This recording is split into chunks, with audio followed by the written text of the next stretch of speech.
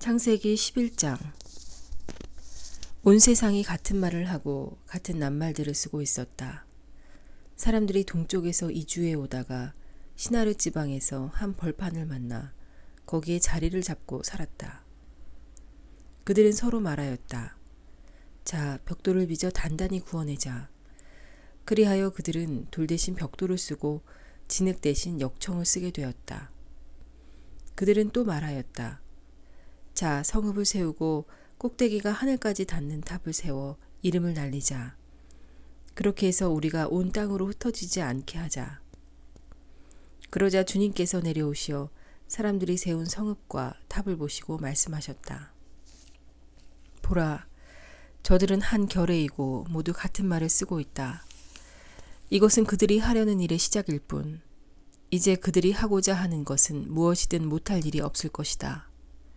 자, 우리가 내려가서 그들의 말을 뒤섞어 놓아 서로 남의 말을 알아듣지 못하게 만들어버리자.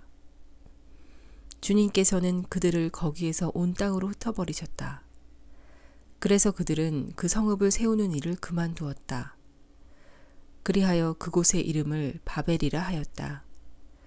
주님께서 거기에서 온 땅의 말을 뒤섞어 놓으시고 사람들을 온 땅으로 흩어버리셨기 때문이다. 셈의 족보는 이러하다. 셈은 나이가 100세 되었을 때 아르파삿을 낳았다. 홍수가 있은 지 2년 뒤의 일이다.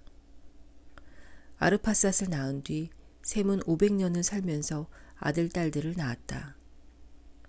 아르파삿은 35세에 셀라흐를 낳았다. 셀라흐를 낳은 뒤 아르파삿은 403년을 살면서 아들, 딸들을 낳았다. 셀라흐는 30세에 에베르를 낳았다. 에베르를 낳은 뒤 셀라흐는 403년을 살면서 아들, 딸들을 낳았다.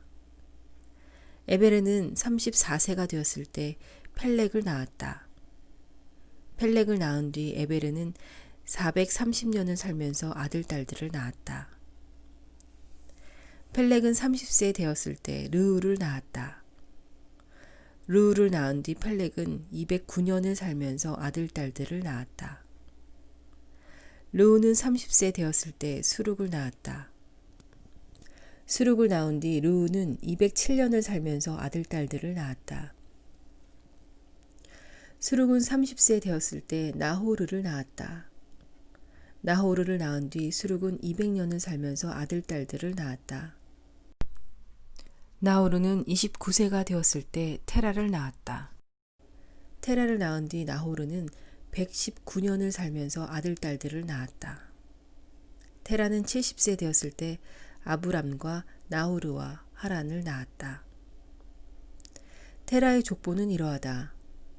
테라는 아브람과 나호르와 하란을 낳고 하란은 롯을 낳았다. 그러나 하란은 본고장인 칼데아의 우르에서 자기 아버지 테라보다 먼저 죽었다.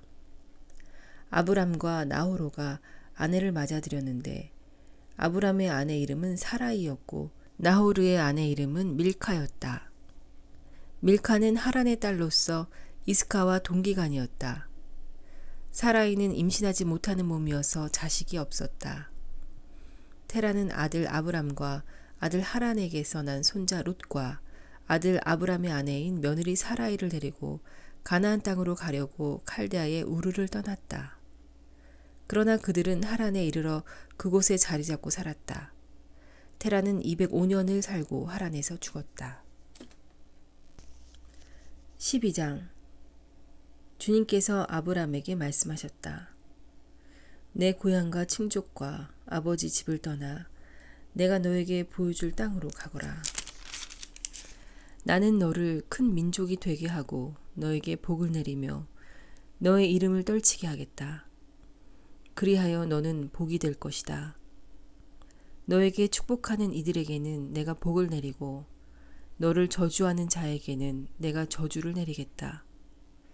세상의 모든 종족들이 너를 통하여 복을 받을 것이다. 아브람은 주님께서 이르신 대로 길을 떠났다. 롯도 그와 함께 떠났다. 아브람이 하란을 떠날 때 그의 나이는 75살이었다. 아브람은 아내 사라이와 조카 롯과 자기가 모은 재물과 하란에서 얻은 사람들을 데리고 가나안 땅을 향하여 길을 나서 마침내 가나안 땅에 이르렀다. 아브람은 그 땅을 가로질러 스켐의 성소 곧 모레의 나무가 있는 곳에 다다랐다. 그때 그 땅에는 가나안족이 살고 있었다. 주님께서 아브람에게 나타나 말씀하셨다. 내가 이 땅을 너의 후손에게 주겠다. 아브람은 자기에게 나타나신 주님을 위하여 그곳에 제단을 쌓았다. 그는 그곳을 떠나 베텔 동쪽의 산악지방으로 가서 서쪽으로는 베텔이 보이고 동쪽으로는 아이가 보이는 곳에 천막을 쳤다. 그는 그곳에 주님을 위하여 제단을 쌓고 주님의 이름을 받들어 불렀다. 아브람은 다시 길을 떠나 차츰차츰 네귝 쪽으로 옮겨갔다. 그 땅에 기근이 들었다. 그래서 아브람은 나그네살이 하려고 이집트로 내려갔다. 그 땅에 든 기근이 심하였기 때문이다. 이집트에 가까이 이르렀을 때 그는 자기 아내 사라이에게 말하였다. 여보, 나는 당신이 아름다운 여인임을 잘 알고 있소. 이집트인들이 당신을 보면 이 여자는 저자의 아내이다 하면서 나는 죽이고 당신은 살려둘 것이오. 그러니 당신은 내 누이라 하시오. 그래서 당신 덕분에 내가 잘 되고 또 당신 덕택에 내 목숨을 지킬 수 있게 해주시오. 아브람이 이집트에 들어갔을 때 이집트인들이 보니 과연 그 여자는 매우 아름다웠다. 파라오의 대신들이 사라이를 보고 파라오 앞에서 그 여자를 칭찬하였다. 그리하여 그 여자는 파라오의 궁전으로 불려갔다. 파라오는 사라이 때문에 아브람에게 잘해주었다.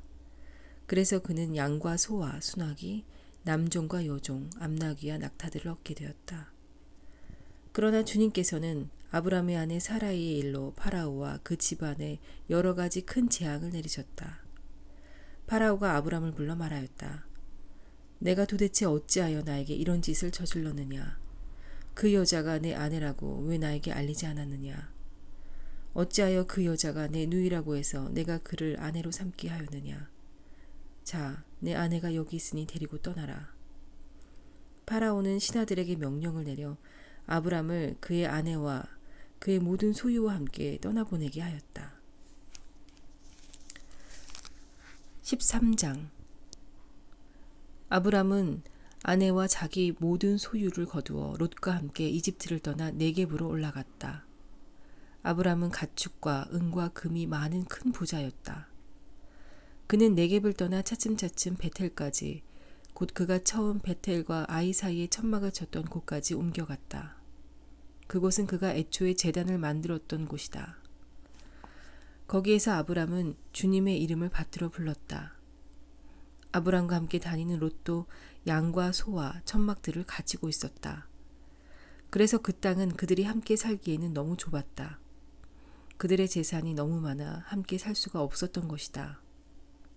아브람의 가축치는 목자들과 롯의 가축치는 목자들 사이에 다툼이 일어나기도 하였다. 그때 그 땅에는 가나안족과 프리즈족이 살고 있었다. 아브람이 롯에게 말하였다. 우리는 한 혈육이 아니냐. 너와 나 사이에 그리고 내 목자들과 너의 목자들 사이에 싸움이 일어나서는 안 된다. 온 땅이 내 앞에 펼쳐져 있지 않느냐. 내게서 갈라져 나가라. 내가 왼쪽으로 가면 나는 오른쪽으로 가고 내가 오른쪽으로 가면 나는 왼쪽으로 가겠다. 롯이 눈을 들어 요르단의 온 들판을 바라보니 초하루에 이르기까지 어디나 물이 넉넉하여 마치 주님의 동산과 같고 이집트 땅과 같았다. 그때는 주님께서 소돔과 고모라를 멸망시키시기 전이었다. 롯은 요르단의 온 들판을 제 몫으로 선택하고 동쪽으로 옮겨갔다. 이렇게 두 사람은 서로 갈라지게 되었다. 아브람은 가나안 땅에서 살고 롯은 요르단 들판의 여러 성읍에서 살았다. 롯은 소돔까지 가서 천막을 쳤는데 소돔 사람들은 악인들이었고 주님께 큰 죄인들이었다. 롯이 아브람에게서 갈라져 나간 다음 주님께서는 아브람에게 말씀하셨다. 눈을 들어 내가 있는 곳에서 북쪽과 남쪽을 또 동쪽과 서쪽을 바라보아라. 내가 보는 땅을 모두 너와 내 후손에게 영원히 주겠다. 내가 너의 후손을 땅의 먼지처럼 많게 할 것이니 땅의 먼지를 셀 수 있는 자라야 내 후손도 셀 수 있을 것이다. 자, 일어나서 이 땅을 세로로 질러가 보기도 하고 가로로 질러가 보기도 하여라. 내가 그것을 너에게 주겠다. 아브람은 천막을 거두어 헤브론이 있는 마므레의 참나무들 곁으로 가서 자리를 잡고 살았다. 그는 거기에 주님을 위하여 제단을 쌓았다. 14장 시나르의 임금 아므라펠과 엘라사르 임금 아르욕과 엘람 임금 크로를라 오메르와 고임 임금 티드알의 시대였다. 그들은 소돔 임금 베라, 고모라 임금 비르사, 아드마 임금 시납, 츠보임 임금 세무에베르벨라 곧 초아르 임금과 전쟁을 벌였다. 이들 5 임금은 모두 동맹을 맺고 스틴 골짜기 곧 소금바다로 모여들었다. 이들은 12년 동안 크루를라 라메오를 섬기다가 13년째 되는 해 반란을 일으켰던 것이다. 14년째 되는 해에는 크루를라 오메르가 자기와 연합한 임금들과 함께 진군해 가서 아스타롯 카드라임에서 라파족을 치고 함에서는 주주족을, 사회 키르야타임에서는 엠족을, 그리고 세이르 산악지방에서는 호르족을 쳐서 광야 언저리에 있는 엘파란까지 이르렀다. 그들은 발길을 돌려 엔 미스팟 곧 카데스로 진군해 가서 아말렉 쪽의 온 땅과 하차촌 타마르에 사는 아모리 쪽까지 쳤다. 그러자 소돔 임금, 고모라 임금, 아드마 임금, 츠보임 임금, 벨라곳 초아르 임금이 마주 나와 시틴 골짜기에서 그들에 맞서 전열을 가다듬었다. 엘람 임금 크로를라 오메르, 고임 임금 티드알, 시나르 임금 아므라펠, 엘라사르 임금 아르욕, 이 네 임금이 5 임금과 맞섰다. 그런데 그 골짜기에는 역청 수렁이 많아 소돔 임금과 고모라 임금이 달아나다 거기에 빠지고 나머지는 산으로 달아났다. 그러자 적군들이 소돔과 고모라에 있는 모든 재물과 양식을 가지고 가버렸다. 그들은 또한 소돔에 살고 있던 아브람의 조카 롯을 잡아가고 그의 재물도 가지고 가버렸다. 그곳에서 도망쳐 나온 사람 하나가 히브리인 아브람에게 와서 이 일을 알렸다.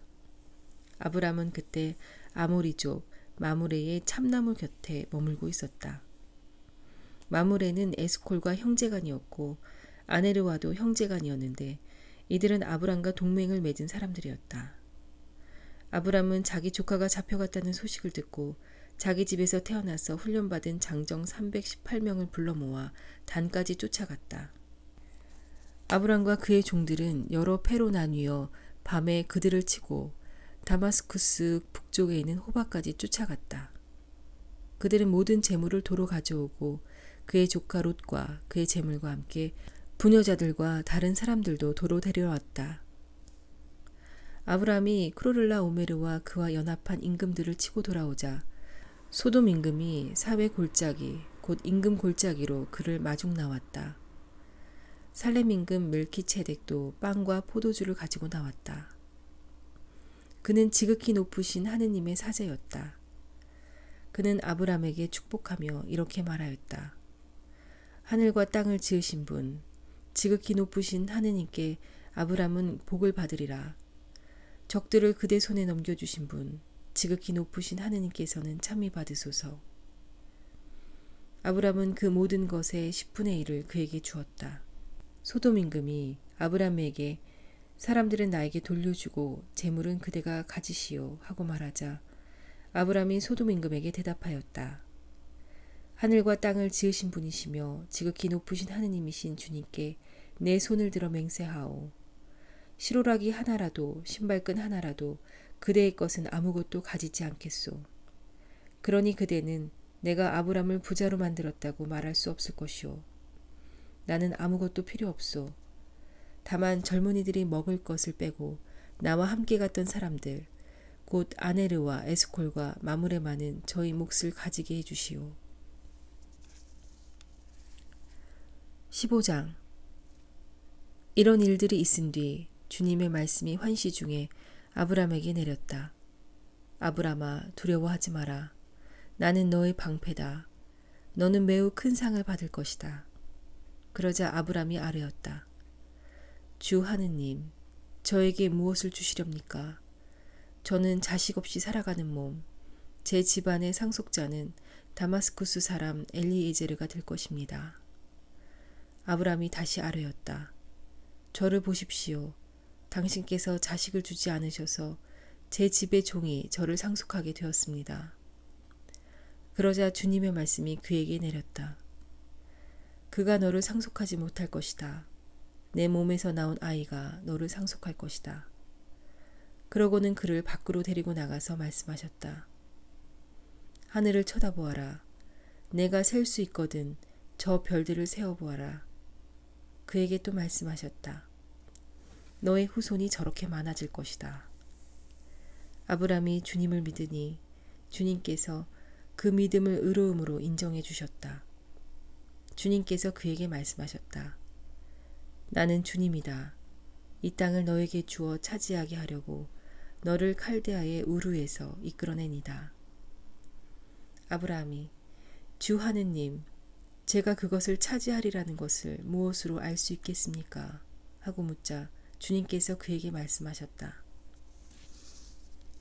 3년 된 암송아지 한 마리와 3년 된 암염소 한 마리와 3년 된 숫양 한 마리, 그리고 산비둘기 한 마리와 어린 집비둘기 한 마리를 나에게 가져오너라. 그는 이 모든 것을 주님께 가져와서 반으로 잘라 잘린 반쪽을 마주복에 차려놓았다. 그러나 날 짐승들은 자르지 않았다. 맹금들이 죽은 짐승 위로 날아들자 아브람은 그것들을 쫓아냈다. 해질 무렵 아브람 위로 깊은 잠이 쏟아지는데 공포와 짙은 암흑이 그를 휩쌌다. 그때 주님께서 아브람에게 말씀하셨다. 너는 잘 알아두어라. 너의 후손은 남의 나라에서 나그리살이하며 400년 동안 그들의 종살이를 하고 학대를 받을 것이다. 그러나 내 후손이 종이 되어 섬길 민족을 나는 심판하겠다. 그런 다음 내 후손은 많은 재물을 가지고 나올 것이다.